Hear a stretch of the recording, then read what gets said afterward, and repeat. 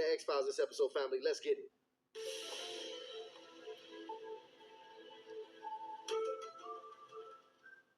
And for those of you who don't know, the X-Files is now what we bring you to take your answers, your emails, and bring it to our guests and our experts here. info@hardlyinitiated.com. If you want to send yours in, Ryan. Let's read this one. Please keep that brother here anonymous. I will. I'm going to have them gloves next week, by the way, but this one is good. So I'm going to keep this one fully anonymous, okay? Ryan and Ty, new initiate here, but I've been watching the show for over a year, and I truly appreciate the content you're putting out. You're definitely shifting the culture in a positive way. I am writing anonymously to seek guidance and support in navigating a difficult period in my marriage. My wife and I have been together nearly 8 years, married for 3, and we have a 2-year-old daughter. My wife has struggled with untreated depression and mental illness, particularly suicidal ideation, for several years. Despite my continuous participation in individual therapy for the past 4 years and our engagement in couples therapy, her commitment to personal healing has been minimal. Before our marriage, my wife dealt with insecurity stemming from childhood, especially the loss of her mother at a very young age. These issues have deeply impacted her and our relationship, making it difficult for her to be emotionally present and functional at times. Therapists have consistently emphasized the need for her to engage in individual therapy to address her unresolved grief and trauma before we can make progress as a couple, but she has resisted this. As someone who comes from a background where divorce is uncommon and who holds a strong faith foundation, I wrestle with feeling guilty for wanting to leave her and the idea of whether I married the right person. In my own maturity, I've noticed that we aren't truly aligned spiritually, emotionally, or even physically anymore. I feel as though I fell in love with her potential, but now I find myself questioning whether she will ever fully commit to her own healing and to our marriage. Recently, I sought legal advice regarding divorce, though I'm still unsure whether to proceed, although my gut tells me it may be the right move. I've reached a point where if she cannot commit to getting the help she needs, I'm uncertain how much more I can take. Despite my desire to maintain our marriage, I fear reaching rock bottom emotionally. My greatest concern is ensuring a stable and safe home for our daughter while also caring for my own well being. I'm looking for spiritual guidance on how to navigate this situation, especially as I try to balance support my wife while honoring my emotional and mental health. Any advice or support you can offer will be greatly appreciated. I spoke to this brother. Well drafted message. Let me tell you, so very, just very for clear. additional context, I spoke to this brother on the phone when he sent that message, and a lot of the people that send these emails, we email you back. Sometimes I even reach out and have a conversation. And this is an intelligent brother. This is a brother who's doing very well. He's very ambitious. He wakes up early in the morning. He works out. He's serious about his family. Again, he said he never even saw a divorce growing up. And so this whole conversation is really uncomfortable to him. But interestingly enough, it's not actually the divorce that's the worst part about it. His biggest fear is, again, his daughter and breaking the family. That's where all his guilt really lies. But he is really torn over this because he's an upbeat guy, and now his partner now is at this point battling suicide, and he feels like she's not putting in the work. So I really was very confused in this situation, and not even confused, but I had no counsel for him. My husband, he called in for spiritual advice because it seems like everything else he was trying to do wasn't working, and he called in for the right thing, that's for sure. Spiritual advice. Now I got a word of knowledge that I use for the church, but also it came from this one, but it also resonated with the church that I used on a previous video, and I think my shorts too, and it's the aiding and abetting. So his relationship, he was saying he wants to divorce his wife because of her refusal to go to counseling and spiritual guidance, and she also has suicidal ideation and depression. So again, the aiding and abetting. So the enemy is continuously looking for a way in. So aiding and abetting, the act of helping or encouraging someone to commit a crime, someone or something. And liability is aiding and abetting that can result in serious legal, spiritual actions and consequences, whether Aider and abettor is usually held criminally liable to the same degree. Intent. The prosecution, the demons, must prove that the aider and abettor knowingly helped or encouraged the crime, not that they were unaware of it. Evidence. Aiding and abetting can be proven by words, acts, or deeds, but don't require any one specific act. The aider and abettor doesn't need to be physically present in the home, at the crime scene, or take part in the crime itself. Defenses. Aiding and abetting can be defended against if the aider and abettor can show that they tried to stop the crime from happening, such as by reporting it to the police. Heaven. It's also not possible to be convicted of aiding and abetting to someone. Well, it's not possible to be convicted of aiding and abetting someone to do something innocent, obviously. So, like I said, it's good that this man is fighting. So, for real, for real. So, one thing I did hear Tyshawn say is that he was a good man and that he wanted to put the child first. See, this is our problem. So, again, if your child is in imminent danger, of course you need to do something about that. But this is what happens and why the house falls apart, because you want to put the child first. You're out of order. And it's why lots of marriages fail today. The child didn't come first and can't come first. The child benefits more when the mother and the father get it right. So the couple is the horse and the child could be considered the carriage, right? So you can't put the carriage before the horse. And the thing about this is too, think about it, so if the couple is the horse and the carriage is the kids, so the horse drives the carriage to where it needs to go and places it doesn't need to go and stay away from. So the carriage is the children whom carry the good things or the curses into the next generation based on who the parents were. And the carriage can't carry the relationship when the horse is behind it. Because the world would leave things, we parents are the ones that leave things behind for our children, for them to benefit from or for them to become hurt by. So I think that the enemy wants you to come into agreement with this curse that he wants to introduce into your family. Stand strong. If you leave her, you will more than likely seek full custody, seeing that you deem the mother unfit. So when you seek full custody and deem the mother unfit, do you not think kind of what she's going to do? It's actually going to make her suicide and depression get worse. She's more than likely, possibly, she could unalive herself. We don't want that. Now the child is without a mother at a young age, just like the mother was. See, that's why we have to, and I appreciate that you calling in, you said spiritual guidance. Because if we aren't paying attention, the enemy could get us to come into agreement with a curse, and he can keep continuing it. Another thing that I noticed, you said that you've never been around divorce. Well, the enemy is trying to start that curse of divorce with you. Don't let him. And the enemy actually has a lot to gain here, wants to introduce a lot of things. If you divorce her, the things that the enemy could actually introduce into the bloodline, oh my God. The enemy wants to start the curse of divorce with you. He wants to continue the suicide, in which will also give this child so many demons. And that, my friend, is how the enemy can mess up marriages and wreak havoc in marriages to no end. Is what he's doing today. I think the whole process of marriage should be redefined and entered into differently.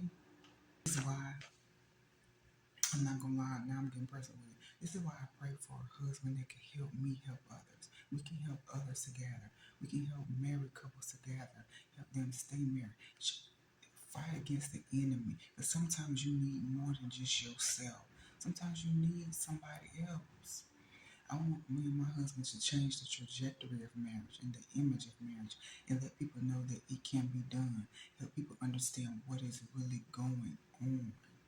Because a lot of people want to tap out when it's like, honestly, let me say it like this, and this might not be seen as too cool.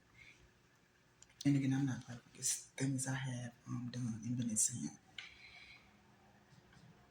And when you tapping out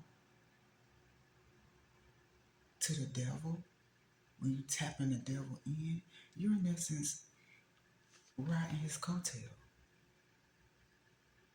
I hate to say riding his cock, but that's what you're doing. Because you okay with him and everything up. You just basically said, come on and be and F everything up. It's cool. I'm cool with it. That means you're on his side. So if you're claiming something, first of all, that's not even yours and coming into agreement with it, should God say no? Well, that's what you wanted. You had other options. You had another option. But you chose to did a divorce. Stuff ain't gonna be easy out here. Marriage ain't gonna be easy out here, especially when the devil wants y'all to divorce. The enemy doesn't want you and your wife to benefit and keep your vows with each other and with God. So what he wants to introduce is the suicide. He wants to introduce, because once he can get you out of covenant with God, like he did Adam and Eve, oh baby, he gonna throw a whole slew of stuff up in there. And if your child doesn't outright have behavioral issues, well, it's more than likely because of what's already happening in her mother's past, her current, what she's currently going through.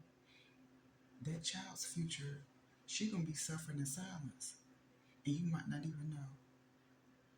Then one day you go come home or end up finding out your child unalived themselves. Can if you leave, that this stuff can be done. It can change. That's exactly where the enemy wants to go. I'm telling you. And it's just I want to help so because people really out here don't know. Do I have the answer to everything? No. Am I perfect? No. Have I been married before? No. But it's because I haven't been married before. It's because I'm single doesn't mean I can't give good advice. I, for one, I definitely don't like to say the divorce word unless there's infidelity or someone is suffering abuse, physical abuse. Because people have to understand mental abuse is another form, it's another thing that the enemy does to marriages to get the husband and the wife to turn against each other to then divorce. And you know, with everything I do, I just want to give meat to people, meat from the Lord. And you know, as a seer, if I could give anything, if I could say anything, experience anything, it's not always easy because a lot of stuff people ain't gonna understand. It's a lot of stuff I've seen. If I say it now, people ain't even gonna understand it. They ain't gonna be able to consume it or digest it to where it can change their lives. So engagement, counseling, deliverance, healing, marriage, and the now order. I'm gonna try to make this quick. Let me go through this because I don't want to miss nothing that might have been good. So problem in marriages, they don't only stem from family curses, they stem from fornication as well. There is a vault. I was praying with Ugo Izegi. I was able to see it with him. There was a vault. Everyone has. Every time you fornicate with a man and a woman, something is taken from you. Things are taken from you.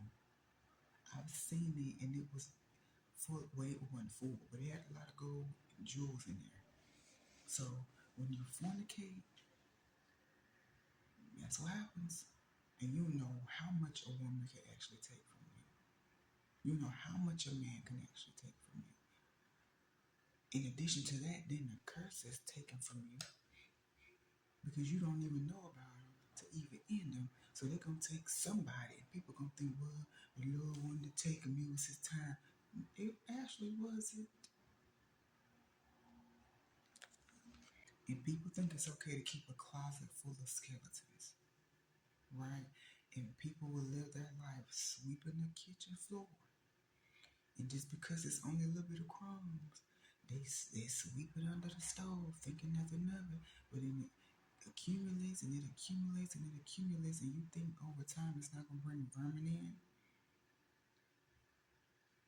Now you got to deal with roaches and rats, and that in itself is causing you anxiousness and making you mad. And now you got to spend money to get rid of it. What I got to do is do what was right the first time. We can't keep saying that's just her, that's just me. When people say that, honestly, what's happening is you're letting the stronghold know, I don't care, you can have your way. That's not okay. I've literally had a stronghold. I don't remember what the situation was about, but I literally saw a vision where the stronghold took me up. In our dreams and visions, the stronghold is like a big muscular person or a scary person. Stronghold literally picked me up and put me over his shoulder like a sack of potatoes. I'm not perfect. I ain't lost. I'm still alive, and honey, I fight. Hey, we all have moments out there where the stronghold is winning. But that don't mean you can't conquer and you can't have a victory, or that you won't have victory. And now with the skeletons in the closet, since people don't like to clean up as they go, the enemy could open that door and use those skeletons as he pleases. And now you're the enemy's puppet. Flat out, you're a puppet. Let's not be a puppet to the enemy. And that also means that the enemy can introduce things into your marriage when he wants to, because people don't want to let go of these skeletons, of their demons, of these soul ties, of cheating, fornication, emotional cheating. Oh, baby, oh, he gonna get you. Oh, best believe he gonna get you. If you give him something, he gonna use it. I never forget seeing in the spirit this huge black cat encompassing me, kept circling around me and watching me, circling around me and watching me. And that's in essence what the enemy does. He watching and see what you're doing. Because once you do something stupid, or once you sin, I'm in there, pow, and now I can wreak havoc in your life. And then the other thing is, when people don't clean up, people think they straight. But at the end of the day, what happens is the enemy, because people will think, well, I ain't been angry in a long time, I'm good. That's how sneaky and sly the enemy is, because he'll use it at one of the most opportune times. Now you missed out on the opportunity. Now you missed out on the relationship. Now you're not able to network here. People going around saying you're angry, you're this, you're that, don't want to work with you, don't want to be around you. And I've said this before in marriages. When the enemy can't use someone from the outside, like a witch, a monitoring spirit, put the spirit of the great whore into a woman to try to come and seduce you, to get you to cheat, what he will do is turn the husband and the wife against each other. And y'all have to know this. The 80-20 rule is also the rule of the enemy. It's a curse of the enemy. Okay, so we're almost done. This is things to do. So again, this is why deliverance is needed. Will you take a drive? Will you take a flight? Sometimes you just have to go where there is healing, deliverance, and grace. There, I'm gonna put some links too. There is also a couple of deliverance lines, actually, that people can call. And I've actually used it before and actually manifested because over the phone. Because remember, there's no distance in the spirit. There's no distance in the spirit. I just want your baby to get what's hers, you to get what's yours, and your wife to get what's hers, and your marriage and family to get what's yours. And when I say go somewhere where there is power, somewhere where there is evidence of miracles, deliverances, healing power, that way them demons can flee. All of y'all need to go. And I'm not just saying it to be mean, but you don't know what the enemy has already done or if he's already put that depression into you. Because you having sex with her, that's your wife, you laying with her. Another option, there's no, this is in the spirit. I watch Prophet Lovi here and there. So he has healing sessions, I think at the end of every month. You can watch those too. He also, if you go on his website, prophetlovey.com, I believe, or revelation.com, I figured out, I put all the information below. You can add, if she has any type of information from the doctor, you can, and if you're ready to take a trip to Los Angeles, upload that information so they can quickly get you approved and y'all can see him. And the whole family go and the whole family get healed. Pray and fast. Again, in all things pray. Seek ye the Lord. Pray, and fast. And this is the thing, I've done a video on this before, I'm not going to do an updated one. What's done here is done there, what's done there is done here.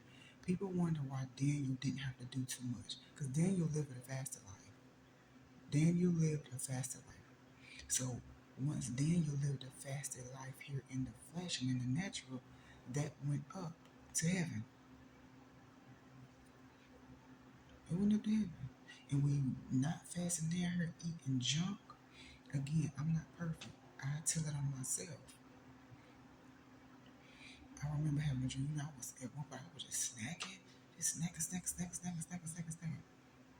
The Lord showed a black car. And black is usually the enemy. This black car. I don't know what it is now too. In my dreams, the enemy done got this black Charger.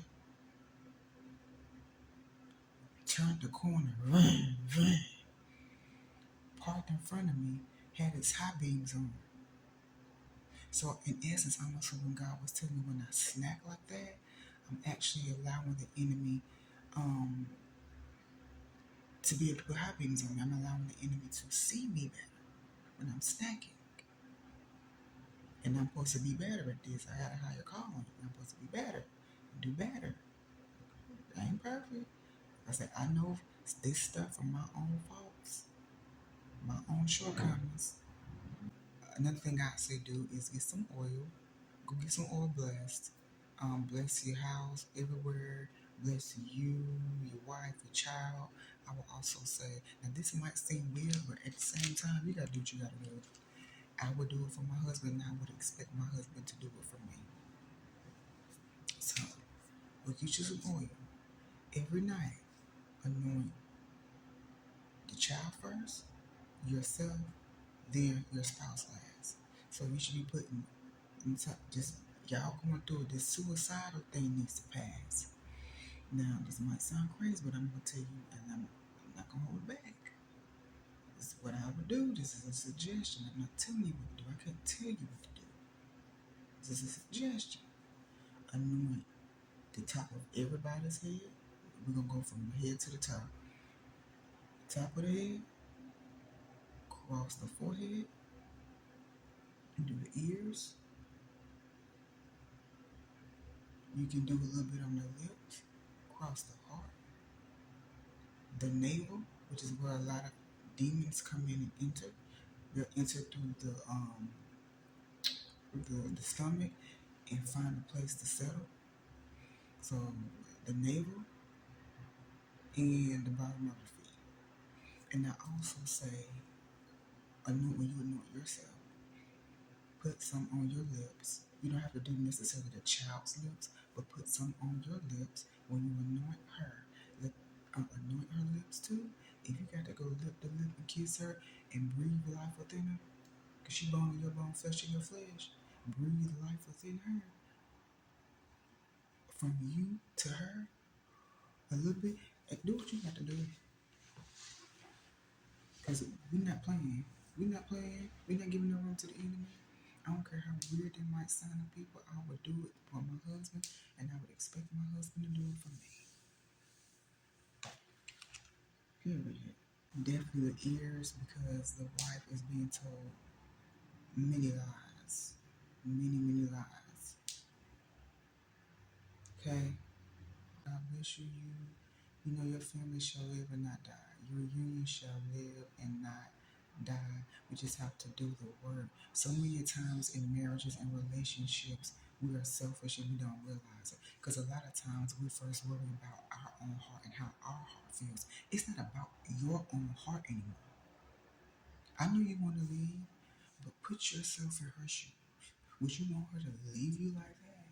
Knowing dang on well, if you suicidal and she leaves you and takes that child, knowing dang on well you're more than likely unalive yourself, would that be fair? It would not be fair. We have to stop being selfish. We have to start learning to put ourselves first and not the child. And I know that might sound selfish, but if the mama and the daddy ain't okay, neither is the child okay. Because in relationships too, when people have kids and don't know how to balance correctly, or don't have the village that we used to have correctly, now the attention you need to be giving your spouse is being given to the child. I mean, rightfully so, but you still need to give him attention and set aside some time for him. Now he feeling like, dang, I ain't being the family. Don't nobody care about me no more. And now he's going somewhere else to look for that. It's not an excuse for him to cheat. It's not right if he cheated or if he cheats. But we have to learn